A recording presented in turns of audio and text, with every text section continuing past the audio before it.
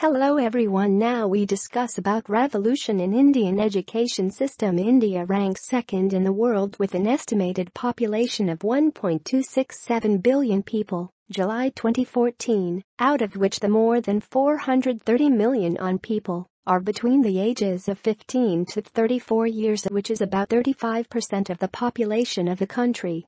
The median age of the country population is currently 26.6 years, which makes the country the highest youth population in the world.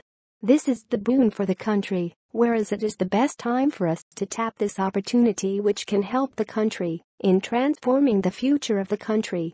It is the best potential chance for us to make an impressive economic and social progress by meeting the needs and aspirations of the youth, by defining a better future in form of job and other income possibilities. Now come to the benefits from the present Indian education system. Those are, students go through many exams in their learning years. It teaches to analyze our strengths and weaknesses consistently. Indian education system emphasizes competitive spirit. Competition teaches students to unleash their full potential. Indian schools teach basic knowledge in all subjects. Annual system in school years helps slow learners. These days a lot of positive changes are happening in the education system of India. Emphasis on practical knowledge is increased. Now come to drawbacks from Indian education system, such as rote learning. Yes, we do know that many IB schools across India are trying to bring an interactive education, and we laud that immensely. But the evil of rote learning is yet to be wiped out from a majority of Indian schools. Owing to the fixated style of question papers that have been doing the rounds in board exams from time immemorial, rote learning has continued, completely relying on textbooks, giving more importance to textbooks than the teacher. There is no autonomy to teachers. Students have no freedom to think creatively and to question the content in the textbooks. Students are not being taught why they are learning the particular subjects and topic. Textbooks do not mention how the topics are relevant in the practical life. Lack of infrastructure. Most of the syllabus is in theoretical form. Dearth of capable teachers in government schools. Low salaries of teachers. All these account for degradation in Indian education system. The government of India has contributed a lot for the development in education systems, such as National Policy on Education is a policy formulated by Government of India to promote education amongst India's people. The NPE was promulgated in 1968. Rashtriya Madhyamak Shiksha Abhiyan is a centrally sponsored scheme of the Ministry of Human Resource Development, Government of India, for the development of secondary education in public schools throughout India. The principal objectives are to enhance quality of secondary education and increase the total enrollment rate from 52% to 75% in 5 years. Vidyanjali is a school volunteer program and an initiative of the Ministry of Human Resource Development of India to boost community and private sector participation in government schools. Rashtriya Chatur Shiksha Abhiyan is a holistic scheme of development for higher education in India, initiated in 2013 by the Ministry of Human Resource Development, Government of India. Now come to the enhancements or the changes that are needed to be done in Indian education. Skill-based learning. Schools should be allowed to provide skill-based training. It can be done best by recognizing the areas of interest on any student.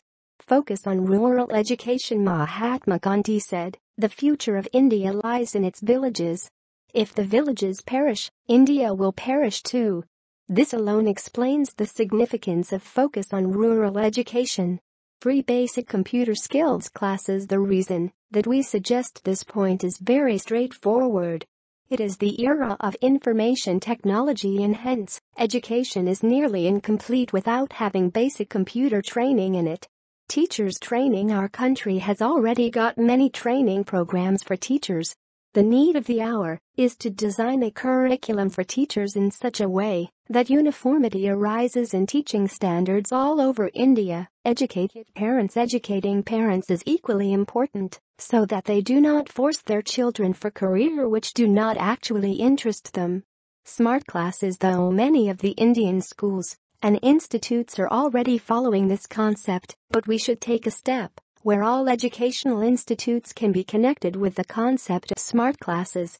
Skill development. Some schools and colleges in the country focus on the extracurricular activities to develop the student capabilities in terms of problem solving, writing skills, verbal skills, communication enhancement, physical fitness and more. Technological-driven teaching. The hindrance to technology-driven classrooms prevails and is incompletely exploited in the nation. Proper measures should be undertaken to widely make aware of the benefits in adding technology to the classroom and bringing a significant change in students' perception of subjects. Build systemic and institutional capacity. The biggest problem in the educational system today is a severe shortage of capacity. Consider two initiatives, the continuous and comprehensive evaluation and the teacher eligibility test. Make the problem visible. Regular assessments are needed to measure progress in learning and make the current levels visible in a way that can be understood widely. Establish a reading mission. If we can ensure that 80% of our children can read and write well in any one language by the time they are 9 years old, we would have solved 80% of our educational problems. Invest in technology for education. Hand in hand with educational research inherent in all the initiatives above, there is a need to research and develop ways to use technology to drive the change we desire. Build teacher and head teacher capacity starting with regular assessments of teacher needs which will determine individual gaps needs in teachers. High-quality training programs need to be deployed for teacher training. Holistic development efforts in areas such as sports, arts and culture should be initiated or expanded in order to enrich holistic development. Implement legal and structural changes. A separate Indian education services cadre at different levels within the civil services should be created. Parents should be bound to send students to school, and district education officials should be responsible for the quality of both private and government schools. Conclusion. There is a dire need for revolutionary changes in India's education system. Not just the syllabus and pedagogy, but also the attitude change towards the mark system need to be changed. With the effective learning system, India can successfully utilize its vast human resources